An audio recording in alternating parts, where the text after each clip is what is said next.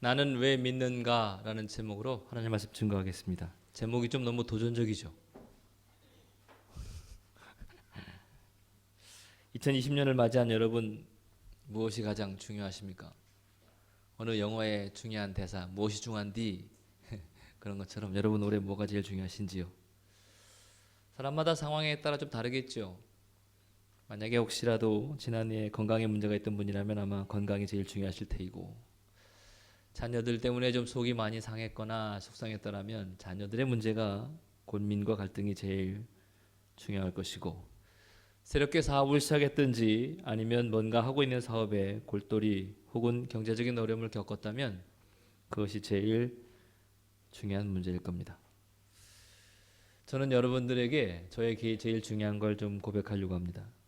저는 올해 2020년에 우리 이화교회 성도님들이 잘 살았으면 좋겠습니다. 여러분, 어떻게 사는 게 잘 사는 겁니까? 어떻게 로또를 매주 긁어봐요 한번? 잘 산다는 게 뭘까요? 우리는 간혹 저 사람 잘 살아 라고 하면 돈 많은 사람을 이야기할 때가 많습니다. 그런데 여러분, 돈을 많이 가지고 사는 것은 부자로 사는 것이지 다 잘 산다고 이야기하기에는 저는 선뜻 수긍을 못하겠습니다. 왜냐하면 돈이 무척 많은데도 잘 살지 못하는 사람을 종종 봤습니다. 여러분, 그렇다면 우리가 잘 산다는 게 뭘까요? 살다와 잘이라는 부사를 사전을 찾아보니까 대략 뜻이 이렇더라고요. 생명을 지니고 있다. 본래 가지고 있던 색깔이나 특징 따위가 뚜렷이 나타난다. 이게 사는 거라는 거예요. 그 잘이라는 건 옳고 바르고 좋고 훌륭하고 익숙하고 능란하게. 그러니까 결국 우리가 본연에 가지고 있는 색깔을 잘 드러내면서 옳고 바르게 좋게 굳게 살아가는 게 이게 잘 사는 거죠. 그렇죠? 이걸 가지고 어느 학자는 어느 교수는 잘 산다는 건 곧 사이좋게 사는 거다라고 얘기하더라고요. 저 그거 수긍합니다. 잘 사는 건 사이좋게 사는 거예요. 올해 2020년 목회자와 성도들 잘 살아보십시다. 할렐루야. 사이좋게. 부부 사이에 잘 사는 건 뭐라고요? 월급 따박따박 갖다 주면 잘 사는 겁니까? 사이좋게. 설령 월급이 좀 한두 달 밀리거나 그래도 사이좋게. 선생님과 제자 간에 잘 사는 건 뭐라고요? 사이좋게. 네. 잘 가르쳐서 그 사람 실력은 좋아 이러는 게 아니라 쪽집게 같아 이게 아니라 네, 서로 사이가 좋게. 사이가 좋게. 신앙생활도 그런 것 같아요. 신앙생활도 잘 사는 거 어떻게 하는 거예요? 사이좋게. 하나님과 사이가 좋으셔야 하고 성도들과 사이가 좋으셔야 합니다. 이게 잘 사는 겁니다. 그러려면 하나님과 신앙생활에서 성도들과의 신앙생활에서 사이가 좋으려면 뭐가 필요할까 고민해 봤더니 딱 한 단어가 떠오르더라고요. 믿음이에요. 믿음. 내 기대에 맞진 않지만 내 안에 믿음이 있으면 하나님과 사이가 나빠지지 않습니다. 그런데 내 안에 믿음이 없으면 하나님의 인도하심과 이끄심을 도대체 믿을 수가 없어 화가 나기 시작합니다.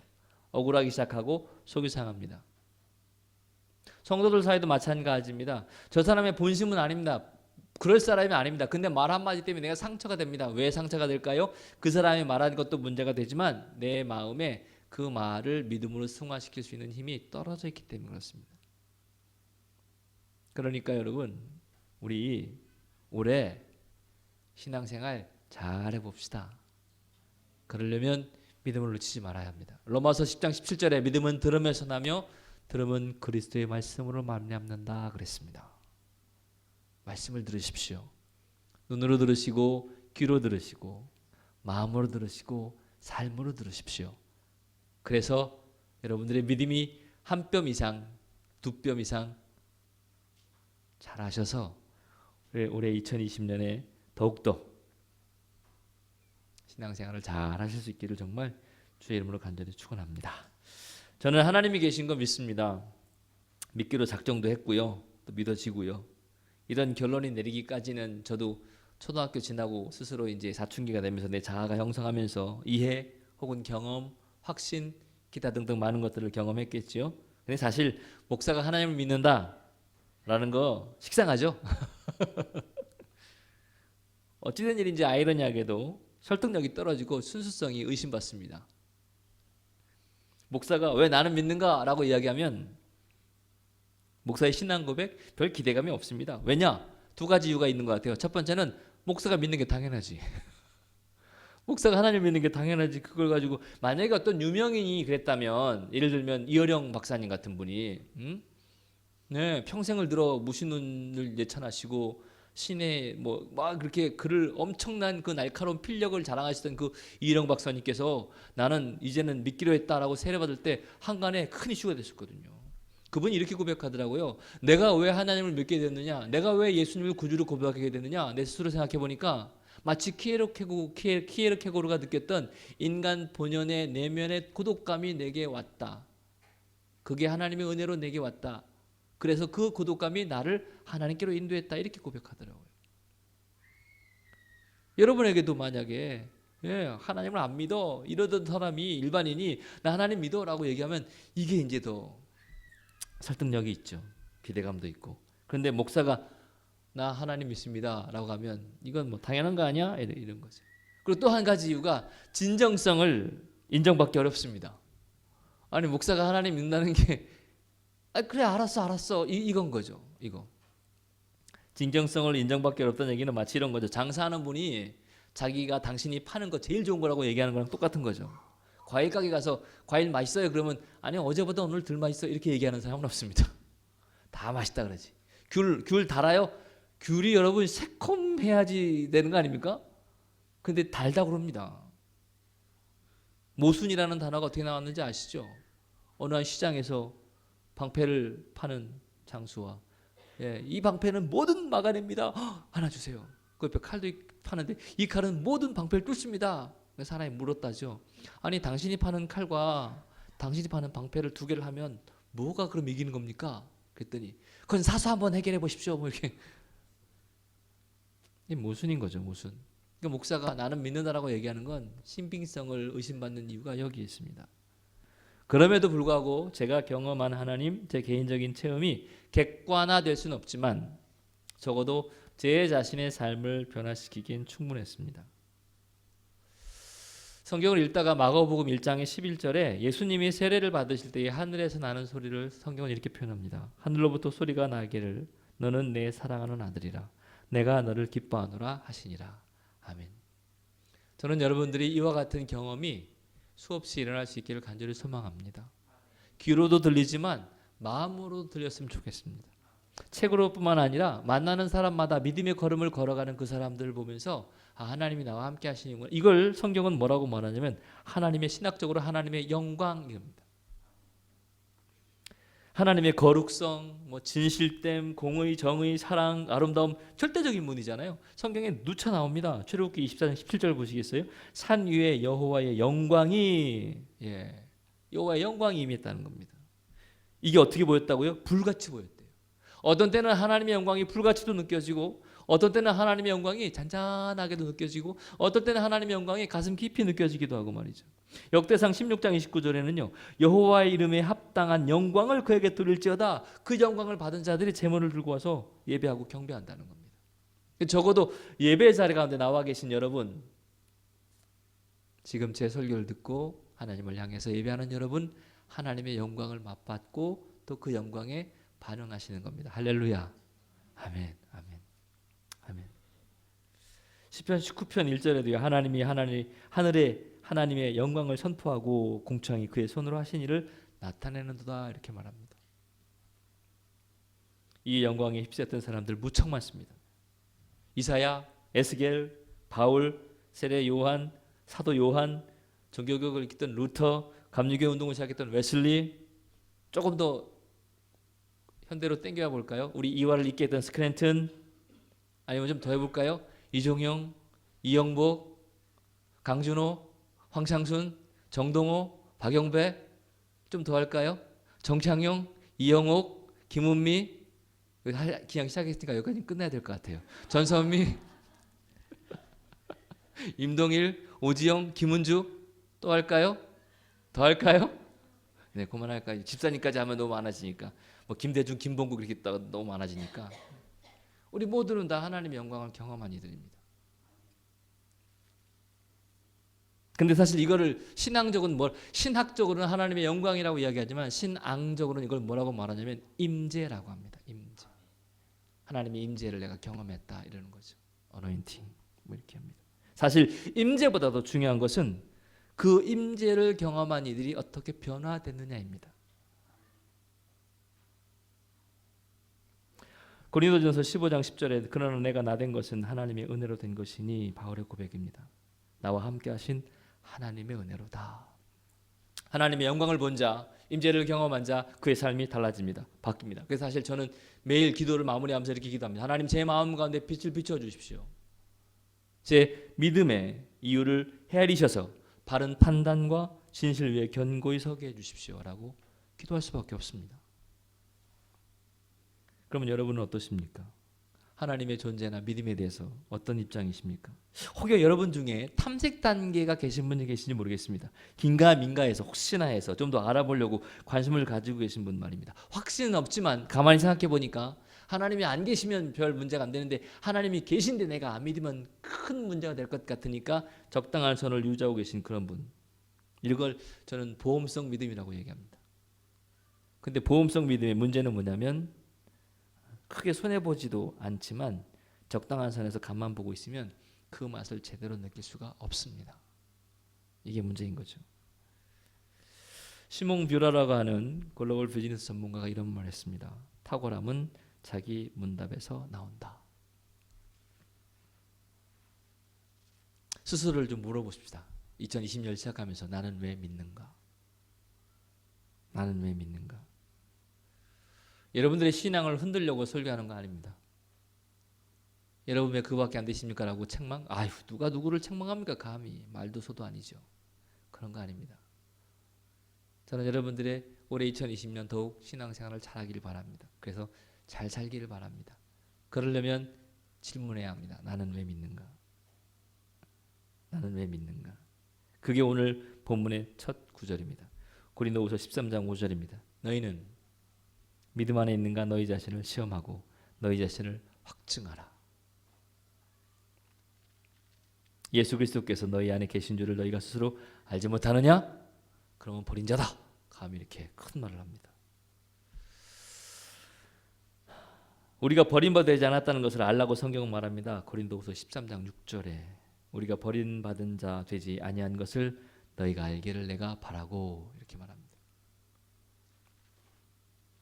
뿐만 아니라 결국에 가서 우리가 온전히 이루어야 될 것이 뭐냐면 온전한 자, 온전하게 되는 것을 알라는 거죠. 9절입니다. 우리가 약할 때에 너희가 강한 것을 기뻐하고 또 이것을 위하여 구하니 곧 너희가 온전하게 되는 것이라 말합니다. 결국 내가 믿느냐, 내가 왜 믿는가, 내가 선줄로 있나 돌아보라는 이유는 내가 온전하게 되기 위한 시작이라는 겁니다. 신앙생활에 있어서 왜? 라고 묻는 건 내 신앙의 온전함을 이루기 위한 시작이라는 거죠. 그러니까 여러분 이것만 기억하십시오. 앞에 말을 다 읽더라도 이것만 기억해 주십시오. 신앙에는 왜? 삶의 상황 가운데는 어떻게? 이해가 되십니까? 내 삶에 왜 이런 일이 있어? 내가 왜 아파야 해? 내가 왜 힘들어? 이게 아니라 이걸 어떻게 하지? 내 삶을 어떻게? 신앙생활에는 왜? 내 삶에는 어떻게? 이거를 기억하시면 적용하기가 쉽습니다. 사실 나는 왜 믿는가라는 것은 제 스스로에 대한 이야기이기도 하고 고백이기도 합니다. 믿음이 없이는 구원을 받을 수도 없고 하나님을 기쁘시게 할 수도 없습니다. 히브리서 11장 6절에 이와 같이 말합니다. 믿음이 없이는 하나님을 기쁘시게 하지 못하나니 이렇게 말합니다. 결국 그 믿음이라는 게 뭡니까 그러면? 자기의 신념을 말하는 게 아닙니다. 믿음은 이 땅을 창조하신 하나님이 계시고 우리의 죄악 때문에 하나님과 멀어진 것을 나의 죄 때문에 내가 영영 죽을 수밖에 없는 나를 예수 그리스도가 육신을 입고 이 땅에 오셔서 십자가 달려 죽으시고 부활하셔서 나에게 살기를 열어주셨고 내가 그걸 믿는 믿음으로 구원받았다. 이게 믿음입니다. 이걸 한마디로 말하면 이걸 복음이라고 합니다. 이 복음에 이 영광에 이 임재를 경험한 사람들은 그의 삶이 달라지죠. 삶이 달라진다는 건 그의 쓰는 에너지가 달라지고 그가 애쓰고 수고하는 분야가 달라진다는 이야기입니다. 그래서 요한복음 3장 16절이 이겁니다. 하나님이 세상을 이처럼 사랑하사 너무나도 잘 아시는 말씀이죠. 멸망치 않고 영생을 얻게 하는 이게 복음입니다. 이게. 사실 복음에 대해서는 두 가지 반응이 있더라고요. 첫 번째 반응은 다 안다. 아이 목사님 그거 다 알아요. 다 아는 얘기인데 뭐 또 십자가 얘기하세요. 아 예수님 우리 위해서 아이 그거 아이 알아요. 자 다음 이렇게 하시는 분 계신데 다 안다는 그 반응 그렇죠. 예. 예수님이 그리스도이신 그분이 우리의 죄 때문에 십자가 달려 죽으셨어야만 했다는 그 사실 제대로 가슴속 깊이 부딪혀 봤는지 생각해 봐야 합니다. 복음에 대해 불감증을 가질 수도 있습니다. 과연 다 아는 걸까요? 우리 학생들이 공부를 해야 된다는 거 모르지 않습니다. 다 하진 않습니다. 목회자가 어떻게 살아야 되는지 다 압니다. 근데 그렇게 살아가기 쉽지 않습니다. 성도라면 혹은 임원이라면 이렇게 해야 된다는 거 압니다. 아는데 네, 다릅니다. 마찬가지입니다. 우리 복음에 대해서는 다 들었습니다. 지식적으로는 다 알 수 있습니다. 그러나 다 안다고 해서 다 아는 것이 아닙니다. 또 이 복음에 대해서 믿음에 대해서 두 번째 반응은 예수님 처음 믿을 때나 필요한 거지 뭐 이제 예수님 믿거나 구원 받았으니까 됐지 뭐라고 하는 반응도 있을 수 있습니다. 여러분 그런데요. 믿음은 구원은 복음은 구원을 받을 때만 필요한 것이 아니라 이미 구원받은 신앙생활하는 우리에게도 믿음은 필요합니다. 할렐루야. 왜냐하면 사단마귀 악한 영이 우리를 가만 내어두지 않습니다. 신앙은 따놓은 당상은 없습니다. 뭘 해야 된다 행위론을 주장하는 것이 아니라 하나님을 향해서 가까이 가려고 하는 말씀과 기도로 예수 그리스도와 동행하려고 하는 그 엄청난 몸부림이 있어야 이겨낼 수 있고 버텨낼 수 있고 견뎌낼 수 있으며 종국에 가서는 하나님 나라에 다다를 수가 있습니다. 처음에 설교를 준비하면서 여기서 창세기 차세로 큐티를 시작했으니까 창세기 큐티한 것 가지고 하나하나 할까? 그래서 노아에 대한 설교를 좀 준비했습니다. 네. 여러분 노아의 방주 큐티 다 하셨죠? 네. 노아의 방주가 깨끗했을까요? 그 많은 동물들이 먹고 싸웠습니다. 거기서도 냄새가 엄청 났겠죠? 그 똥을 다 치울 수도 없었겠죠? 그죠? 방주라고 조그만 이렇게 문 같은 것만 있지 배설 이렇게 하수도 상수도 시설이 없었습니다. 거기는 그 냄새가 오죽했겠어요. 아무튼 그런 생각하며 이런저런 설교 준비를 하고 있다가 새해를 처음 시작해서 믿음에 대한 이야기 제 스스로 이제 작년을 돌아보고 올해를 살아갈 기준을 잡으면서 나는 믿는가부터 시작해서 이렇게 해보니까 두 가지가 너무 하고 싶은 거예요. 그래서 저희 항상 영적인 지도자가 되시는 이정희 목사님께 여쭤봤죠. 목사님 두 개가 고민인데 뭘 할까요? 우리 목사님 정말 해안을 제게 열어주셨습니다. 사다리 타보세요. 사다리를 탔습니다. 저는 시킨 대로 잘하니까. 근데 세상에 이 사다리가 딱 믿음을 할렐루야. 그래서 이번 주는 나는 믿는가이고 다음 주는 믿음은 하나님 나라를 위해 살게 하고 그 다음은 믿음은 하나님 나라에 다다르게 한다. 이렇게 시리즈를 지금 준비하고 있습니다. 역시 해야 사다리. 큐티를 하면서 노아의 방주가 깨끗해서 그것이 좋은 곳이었던 게 아닙니다, 여러분. 교회라는 울타리가 다 다른 사람들이 모여서 깨끗할 수가 없습니다. 깨끗은 향해 가야 합니다. 다 믿음이 좋을 수가 없습니다. 그러나 믿음 좋은 방향으로는 가야 합니다. 정체성을 놓치면 안 되지만 방향성을 외면해서도 안 된다는 얘기를 하는 겁니다. 지금 제가 나는 왜 믿는가라는 이 질문은 우리 스스로의 정체성을 돌아보자는 이야기입니다. 혹시라도 내가 다 아는 거야 라고 치부해버리거나 아니면 처음 교회 사람들이나 필요해라고 밀어버리 이래갖고는 안 된다는 겁니다. 구원의 감격이라는 것은 나를 구원해 주신 하나님께 대한 감사요. 그 구원받은 우리 각자의 기쁨입니다. 할렐루야. 이게 신앙생활인 겁니다. 물론 어떤 분들은 처음 예수를 믿으면서 맛본 이 구원의 감격을 죽을 때까지 놓치지 않고 잊지 않고 잃지 않고 사는 분들 진짜 복 받으신 분들입니다. 그러나 대부분은 고점과 저점을 찍으며 오르락내리락 신앙이 이렇습니다. 자연스러운 겁니다. 혹시라도 내가 믿음이 약해진 것 같다 그러면 더욱 주를 향하십시오. 혹시라도 내가 믿음이 좋은 것 같다 그러면 연약한 지체들을 돌보십시오. 어느 목회자 후보생이 그랬답니다. 웨슬리한테. 아니 내가 믿음이 점점 약해진다. 그래서 설교를 못하겠다. 그랬더니 웨슬리가 뭐라고 말했냐면 믿음이 생길 때까지 설교해라. 그랬답니다. 사랑하는 성도 여러분, 우리가 나는 왜 믿는가? 라고 이렇게 스스로 질문해야 하는 이유가 뭔지 아십니까? 나의 정체성을 분명히 해야 되기 때문입니다. 이게 첫 번째입니다. 저와 여러분은 하나님께서 부르셨고 이화에 세우셨습니다. 할렐루야. 아멘. 이 정체성을 놓치지 마십시오. 에이 목사님 내가 왔는데 내가 결단하고 왔는데 이런 박사가 처음에는 나의 인간 내면에 키에르케고르와 같은 인간 내면의 고독이 나를 하나님께 불렀다라고 고백했지만 나중에 그분이 뭐라고 말씀하셨냐면 그것조차도 하나님이 그런 마음을 내게 주셨던 은혜임을 고백한다라고 얘기했습니다. 그러니까 내가 고독해서 간 게 아니라 내게 고독함을 주신 그 은혜 때문에 하나님이 나를 찾아주셨다라고 고백하더라고요.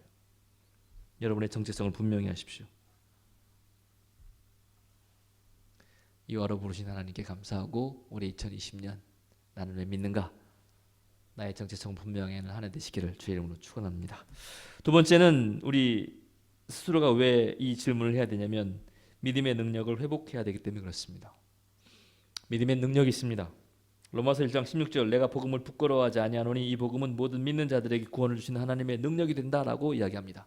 유대인에게도 그렇고 헬라인에게도 그렇다라고 말합니다. 즉 복음이 믿음이 하나님의 능력이라는 겁니다.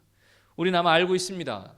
초대교회 예루살렘 교회에 소동을 일으킨 사건 많이 있습니다. 그 중에도 성령이 충만했던 베드로가 사람들에게 뛰어나가 설교합니다.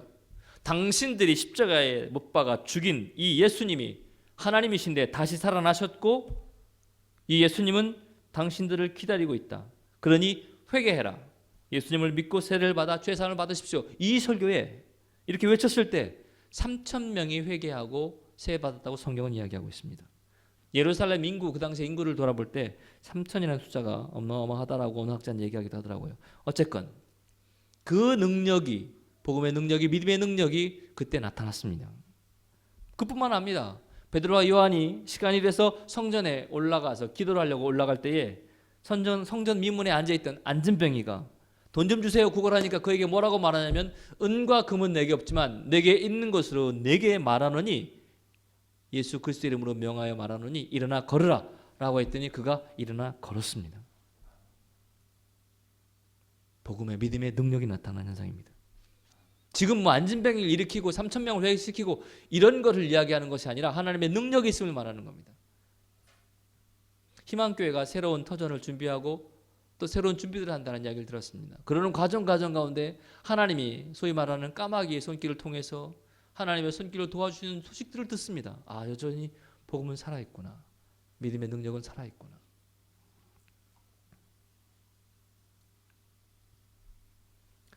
사랑하는 성도 여러분, 신앙생활하며 믿음의 능력을 어떻게 느끼고 살아가십니까? 이 복음이라는 헬라어가 디나미스라고 합니다.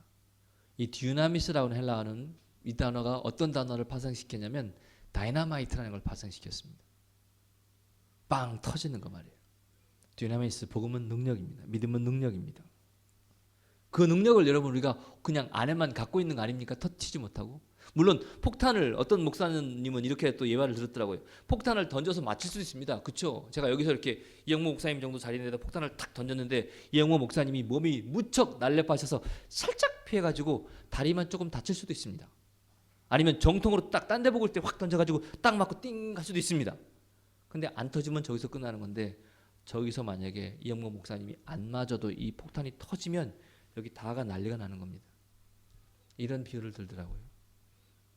예수 그리스도를 믿는 우리가 그 믿음 가지고 믿음이 있으면서도 믿음을 터치지 못하고 사는 것 아니냐 이런 얘기를 하시더라고요. 여러분은 어떠십니까? 그래서 이 믿음에 불을 붙이는 것도 같은 시작이 나는 왜 믿는가라는 생각을 해야 되기 때문에 그렇습니다. 여러분 나는 왜 믿는가라는 이 질문은 제 스스로 시작된 질문이었지만 올해 2020년을 시작하며 우리의 믿음을 더 하나님과 가까이지고 능력 있는 믿음으로 가기 위한 시작입니다. 매번 질문하십시오. 스스로에게 자기 문답을 하십시오. 내가 왜 믿는지. 그리고 그 질문은 간곡히 원합니다. 여러분의 믿음의 판단의 근거에 하나님의 빛을 비춰주셔서 바른 믿음으로 가기 위한 초석이 되기를 간절히 소망합니다. 마지막 한 가지 더, 세 번째 나는 왜 믿는가의 질문의 이유는요. 우리는 믿음으로 살아가야 하기 때문에 그렇습니다. 로마서 1장 17절에 보니까 복음에는 하나님의 의가 나타나서 믿음으로 믿음에 이르게 하나니 기록된 바 오직 의인은 믿음으로 말미암아 살리라 이랬습니다. 저희 큰아이가 아마 유빈이보다 조금 더 많을 때, 유치원 때, 초등학교 가기 전이니까, 전에 사역하던 교회에 그 지하에 본당이 한 800석 정도 요구 한 2배 이상 되는 넓은 교회였는데, 이 지하로 내려가는 길이, 계단이 있는데 그 계단이 원형으로 이렇게 돼 있었습니다. 이렇게 한 6개 내려오고 중간에 쉬고, 6개 내려오고 중간에 쉬고, 뭐 이런 계단이었는데, 그 녀석이, 저는 밑에서 올라가고 있고 그 녀석은 위에서 내려오고 있고 친구들이랑 놀고 뭐 이러던 때였는데, 저를 딱 보더니 아빠! 이러더라고요. 바빠. 그러고 이제 걔는 아빠, 나는 바빠. 그리고 이제 가려고 했더니 뛴다! 이러더라고요. 무슨 말 깜짝 봤더니 씩 나를 나는 그 눈빛을 잊을 수가 없습니다. 모든 걸 다 맡기겠다는 그 신뢰의 눈빛. 그리고는 그 6칸 되는 걸 그냥 확 몸을 던졌습니다. 깜짝 놀랐습니다. 정말 불과 1, 2초 사이지만 그 이렇게 쳐다보고 깜짝 놀라 뛰어내린 애를 어떻게든 받아야겠다는 생각밖에 안 들어서 받았습니다. 떨면서 받았습니다. 뭐 아멘 안 하셔도 상관없습니다. 받았으니까. 그리고 막 이 자식이 했더니 화를 내고 혼내려고, 지금 뭐하는 짓이야 아빠한테 뭐 이러려고, 난 바빠 죽겠는데 막 이렇게 하려고 그랬는데, 얘가 팍 안겨가지고는 혼내려고 딱 뛰었는데, 이 표정과 눈빛이, 거봐 난 믿었잖아, 내 믿음대로 됐잖아, 역시 아빠는 믿을만해, 난 이 표정이 딱 보여가지고 어쩔 수가 없었습니다. 야, 이게 믿음이구나. 믿으면 몸을 던집니다. 앞에 배너 보이시죠? 저 손을 치우면, 목사님에게 허락도 안 받고 손을 한번 치워볼까? 라는 생각이 들었습니다. 저 손이 믿음 같지 않으십니까? 저게 보이십니까? 우리의 삶에 저런 일들이 얼마나 많습니까? 나는 여길 뛰어야 하는데, 이 천길 만길 낭떠러지 같은 이 길을 가야 하는데, 그런 일이 얼마나 많습니까, 여러분? 우리는 믿음으로 살아야 할 사람들입니다. 확률이 아니라, 기대치가 아니라 믿음으로 살아야 할 사람들입니다. 믿음으로 살아야 할 사람들이 믿음을 놓치고 살아가고 있습니다. 억측 하자는 얘기 아닙니다. 무지막지하게 살자는 얘기, 상식을 없게 살자, 이런 얘기 절대로 아닙니다. 기독교는 아주 합리적이고 이성적인 종교인 거지 몰상식한 종교가 아닙니다. 초월하는 건 맞습니다. 초월적이고 이성을 초월하는 건 맞지만 몰상식하거나 몰제각하지는 않습니다. 기독교가. 여러분, 이런 제 삶에, 제 목회에 무수히 많습니다. 말씀드렸던 그 교회에서 사역하고 이제 먼저 교회 사역할 때 교육관을 확장해야 할 상황이, 애들은 늘어나는데 교육관을 확장해야 될 상황이 됐습니다. 교육관을 확장하자고 얘기했습니다. 기도도 필요했고 헌신도 필요했고 헌금도 필요했습니다. 적지 않은 돈이 필요했기 때문에 그냥 좀 넉넉한 성도들이 돈을 좀 더 내야 된다느니, 선교비를 줄여야 된다니, 이런 이야기가 술술 제 귀에 들려왔습니다. 그래서 제가 기준을 얘기했습니다. 교회에서 제일 중요한 일은 교육관을 짓는 게 아니다. 교육관을 확장해야 되는데, 그쵸? 말도 안 되는 설교를 했었죠. 교회에서 제일 중요한 일은 교육관을 확장한 일이 아니다. 교육관을 확장한다고 하면서 하나님이 기뻐하시는 일들을 멈추면 안 된다. 지금까지 해오던 선교비 그대로 나갈 거다. 만약에 이게 안 되면, 우리가 만약에 이걸 준비할 능력이 안 되면, 그 복을 감당할 만한 그릇이 안 되면 그 복을 못 받는 거지. 때를 기다리면 된다. 이렇게 하고, 감사하게도 성도들이 잘 순종해줘서 엄청난 일이었지만 부족하지 않게 넉넉하게 이룰 수 있었던 그 경험이 제게 있습니다. 믿음으로 산다는 건 다른 게 아닙니다. 내가 하나님 앞에 서는 거고 믿음 앞에 서는 것입니다. 이게 믿음입니다. 믿음은 할 만한 일만 하는 것이 아닙니다. 해야 될 만한 일만 하는 것도 믿음이 아닙니다. 하나님께서 기뻐하시는 일을 하는 겁니다. 할렐루야. 마치 134년 전 스크랜턴 대부인처럼,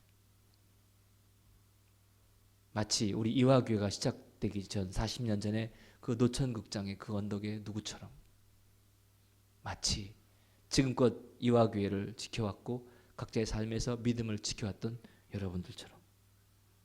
말씀을 마치겠습니다. 2020년 시작했습니다. 나는 왜 믿는가 생각해 보십시오. 나는 왜 하나님의 은총 가운데 있는가? 무엇인가? 나의 정체성을 보고 믿음의 능력을 회복하고 믿음으로 살아가기를 여러분 기도하십시오. 그래서 내 믿음의 이유를 헤아리셔서 하나님, 바른 판단과 진실된 그 기준 위에 견고히 서게 해주십시오. 매일매일 기도하고 말씀 읽고 찬양하고 눈으로 보고 마음으로 보고 귀로 봐서 손과 발의 움직임으로 삶을 살아가게 해주십시오. 기도하십시오. 혹시 이 기도를 놓치면 다시 하시면 됩니다. 이 기도를 했는데도 그게 못 살았으면 다시 살면 됩니다. 왜요? 우리는 믿음이 완벽한 자가 아니라 믿음을 향해 가는 자들이기에. 할렐루야. 아멘. 그렇게 믿음을 가지고 한 걸음 한 걸음 내디디려고 작정하는 여러분들에게 이번 한 주간도 하나님의 은총이 가득하시기를 주 이름으로 간절히 축원합니다. 아멘. 기도하겠습니다.